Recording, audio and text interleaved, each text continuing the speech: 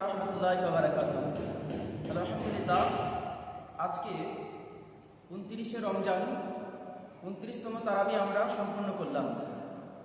এখন একটা প্রশ্ন ঘুরছে সবার মাথায় যে আমাদের রোজা কি পুজবে নাকি পুজবে না? মানে রোজা কি 30টা হবে নাকি 29টা হবে? তো আমি আপনাদেরকে খুব সহজভাবে একটু বোঝানোর চেষ্টা করি যে আজকে যে আপনার অফিসে কাজ করে, যেমন উদাহরণস্বরূপ আমি আপনার লালবাগ মসজিদের ইমাম, আমাকে মাসের শেষে একটা বেতন দেওয়া হয়। সেটা কেমনভাবে দেয়? জানুয়ারি মাস 30 দিনে হয়।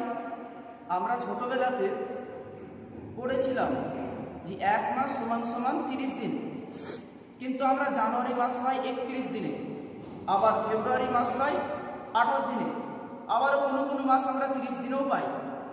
তাহলে যখন আমাকে বেতনটা দেওয়া হয়, 28 দিনের বেতন তো 2 দিনের কেটে দেওয়া হয় না, পুরো 1 মাসের বেতন দেওয়া হয়। আবারও যখন আমাকে জানুয়ারি মাসের বেতন দেওয়া হয়, যে 31 দিন বলে তো আমাকে 1 দিনের বেতন বেশি দেওয়া হয় না, আমাকে 1 মাসেরই বেতন দেওয়া হয়। ঠিক সেই রকম আরবি মাস আপনার কোনো কোনো বছরে 29-এ হয়, কোনো কোনো বছরে 30-এ হয়। 30 দিন হলেও 1 মাস, 29 দিন হলেও 1 মাস। যদি আপনার 29টা রোজা হয় তাহলে পারে আল্লাহ তাবারক ওয়া তাআলা তাকে 1 মাস রোজা রাখার সমান সওয়াব আতা করবেন।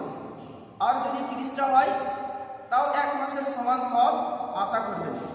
তাহলে 29টা হবে না 30টা হবে সেটা ডিসাইড করেন মহান রব তাবারক ওয়া তাআলা। তাহলে আপনি আমি কে যে আমরা ডিসাইড করি এবার রোজা পুজলো না, এবার রোজা কম হয়ে গেল, এবার বেশি হয়ে গেল? এইরকম টাইপের কথা বলা থেকে আমাদেরকে বিরত থাকতে হবে। 29 হোক অথবা 30 হোক, এটা আল্লাহর পক্ষ থেকে। আজকের ভিডিও এই পর্যন্তই। আসসালামু আলাইকুম ওয়া রাহমাতুল্লাহি ওয়া বারাকাতুহু।